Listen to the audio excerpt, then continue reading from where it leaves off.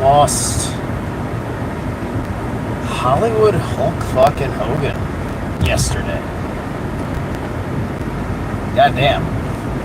You know, like that and Ozzy, like Hulk Hogan is, you know, he was the first rock star wrestler, right? Wrestlers weren't a certain kind of American pop culture superstar until Hulk Hogan, right? He was this huge flagship for the industry from a promotional point of view, from an entertainment's point of view.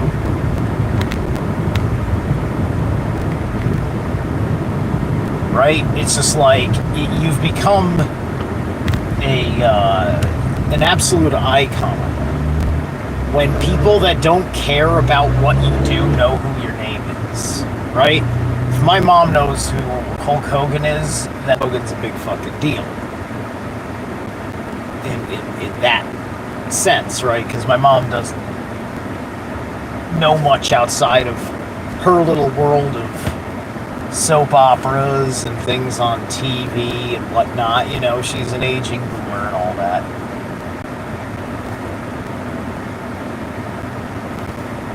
And so the same thing with Ozzy, you know, just like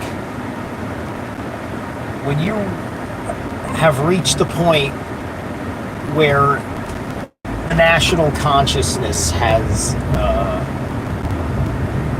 allowed you to enter the spotlight and to hold it there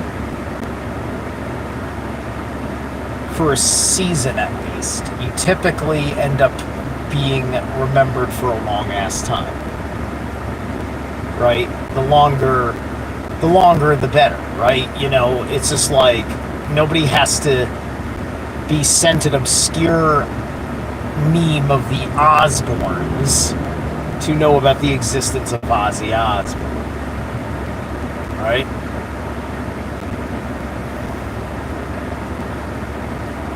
So celebrities on their level all exist as a natural fact with a certain collective psychic state of charge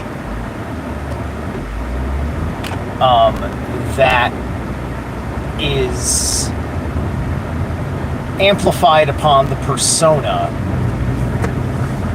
for the person in the mind's eye of the witness of it, right? It's your notoriety, your infamy, your fame, your reputation, you know.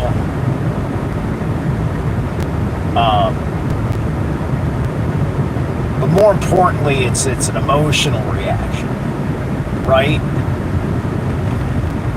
You know, it's just like he's a human being of such charge that when he walks into a room, don't matter who you are, you're like, oh, right? You're reacting and you're giving of something in a manner that is completely natural because of something they did that personally excited you. And then it's kind of interesting to see, wow, other people that kind of feel the same way about him as I do. And then sometimes you won't find people that care the way you do. Sometimes you do. Some people, you know, because they don't have an honest relationship with their emotions, you know, something, you know, like there's not enough depth there, right? Like, if I met Hulk Hogan, it would not be the exact same momentary oh my God, I get a second to say something to the man himself, right? You know, that's different than, like, say, Ozzy. All right, I have to tell my cringy story. I got a cringy story from my childhood. All right, it is, I think, 1998, and it's sad if you're a little cringy like this at 1998, but I was still a suburban metalhead who only knew like a handful of bands I was constructing and declaring my metal identity with, which of course included only what I knew of Ozzy and Black Sabbath from K-Rock Radio 92.3 out of New York. And so Sabbath was doing a reunion interview on the radio station back then, and I called in, and I got through, talked to the band, and it was so cringy because I didn't know any Sabbath or any Ozzy that wasn't on the radio, or I think I may have had like the Paranoid album, or something like that. And you know, you're trying to say something about, like, you have no idea why you really feel this way, other than the awesome vibe of it all, and you're trying to think of what matters. And I think, so like I told him, like, favorite songs were Crazy Train and Fairies Wear Boots. Why did I say Crazy Train, right? Because I didn't want to be dishonest, because I was still learning about Black Sabbath at the time, and so I kind of was cringily just there to talk to Ozzy, and I asked him about his faith, because I was a little, I was a little questioning of how comfortable I felt with satanic music or something like that. But all I was really asking him was like his faith or something like that. He said he didn't talk about that kind of thing, right? Something about it being kind of private or whatever. So I was like, oh, okay, right. And so, like, man, to be if only I could have, like, only I had enough time to have really gotten to know the music better in my weird way. It's just like, hey, look, like I've said before, that perhaps I have undiagnosed ADHD or something to that effect. I keep hearing ADHD, right? But also when I'm hearing about these ADHD things, I'm looking at stuff that I said, like, all right, I got over that 5 years ago. Yeah, that's true of me 15 years. I'm 45, right? I can't imagine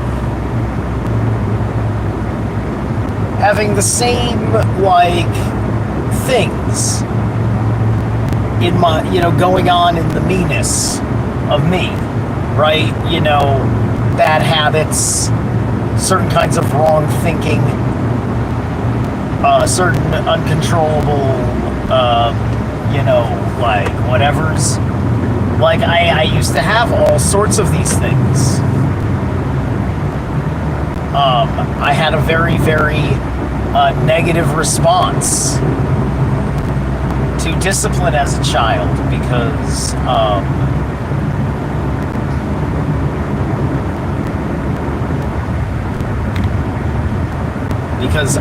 I had too many questions in my head.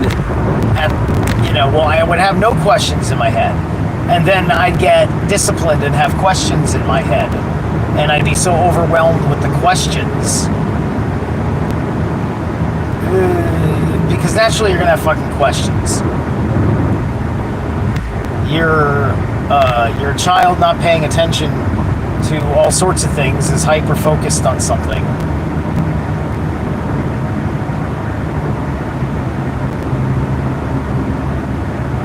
And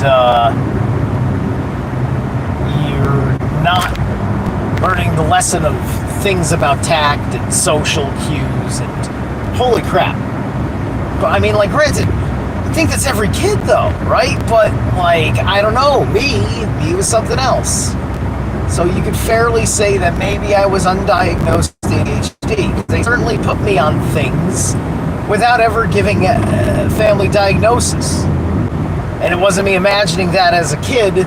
It was me going back to my parents like, Mom, Dad, remember when they used to have me on all those pills? Did they ever diagnose me with a thing? No.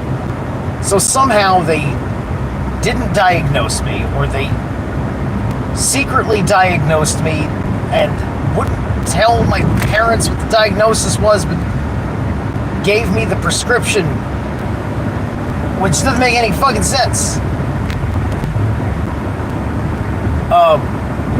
Whatever. I was a poorly behaved child for a while. Stacking up on all sorts of problems. Right?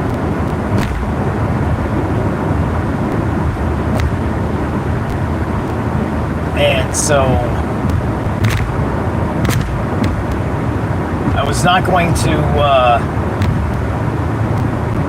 learn emotional lessons from my father. I didn't want to learn emotional lessons from my father because my father had none to give. He's a pretty atypical kind of conservative boomer, with all of the absolute enraging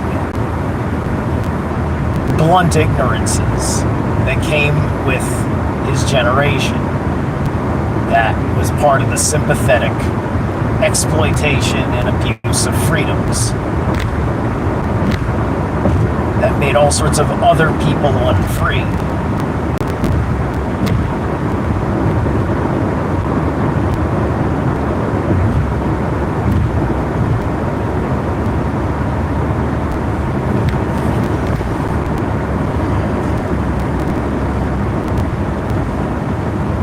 But don't worry, freedom is now just a communist plot.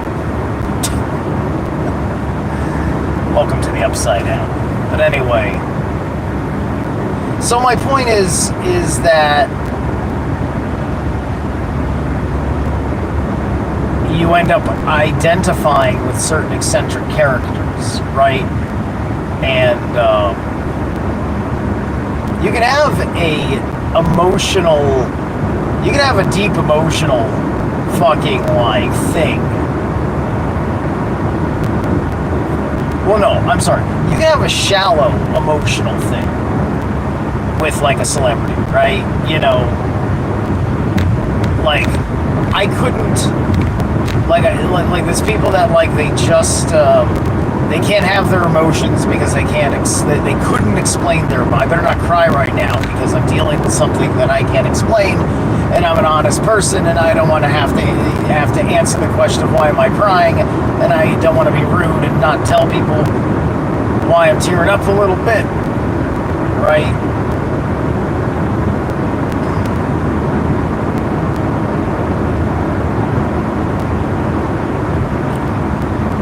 So,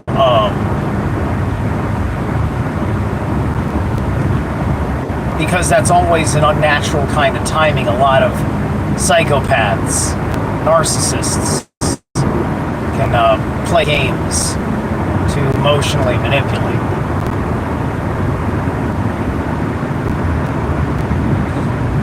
So the psychic charge of the celebrities is kind of part of all the things that holds an age together. Just like the world felt like a very different place after David Bowie died.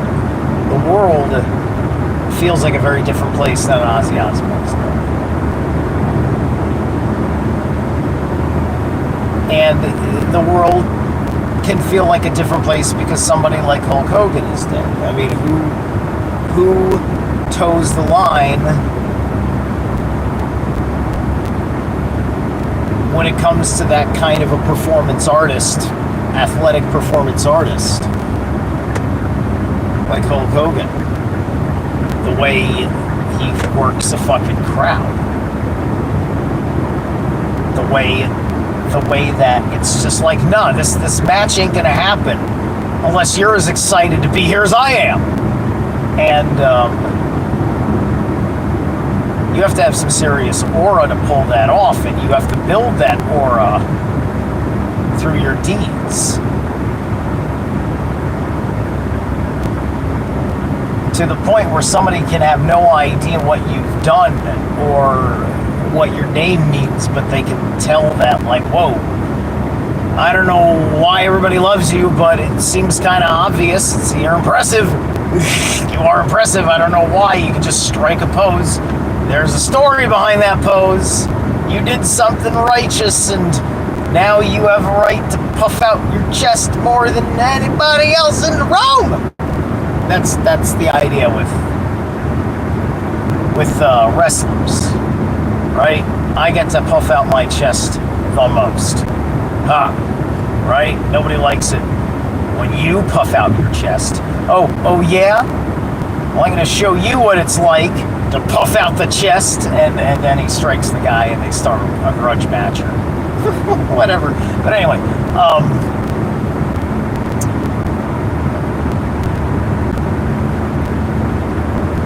but like when you've worshipped a man who has moved your soul with song,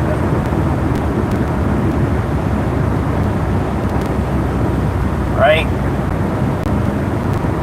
But I mean, with Hulk Hogan, it's just like there's also the story writing, so I really shouldn't dismiss that, because somebody can be inspired by a loss that Hulk Hogan recovered from, right? And that's their little drama story, right? And that's an important aspect of the acting of wrestling that we desire, is all these different ways in which the little guy becomes this bigger deal, right? When you see all the potential, and you're just like, I'm rooting for my guy because he's got all the potential, right?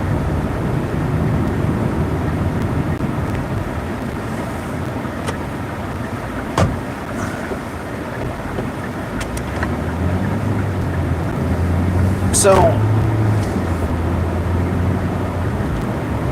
these guys that could do that and did that in a certain way, in a certain universe that was not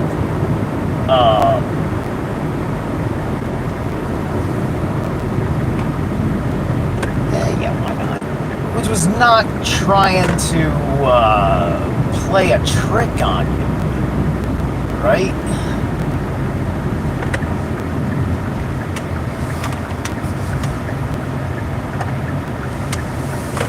It was what it was, right? The reason why everybody was pissed off at Mike Tyson is because Mike Tyson played a trick on us. We're not used to that, right? Mike Tyson gets in this match with Paul, and he promises that he's basically gonna fight like he did when he used to fight, and everybody understood, okay, old man, he's going to be savage. We'll see exactly how savage he didn't do anything savage. That wasn't him being an old man. That was him holding back.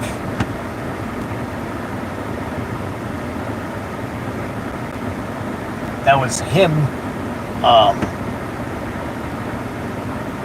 making some money for a good cause, I suppose. Excuse me.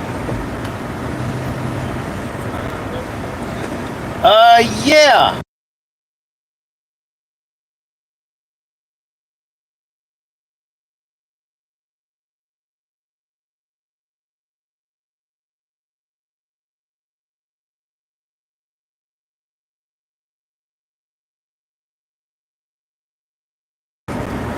All right.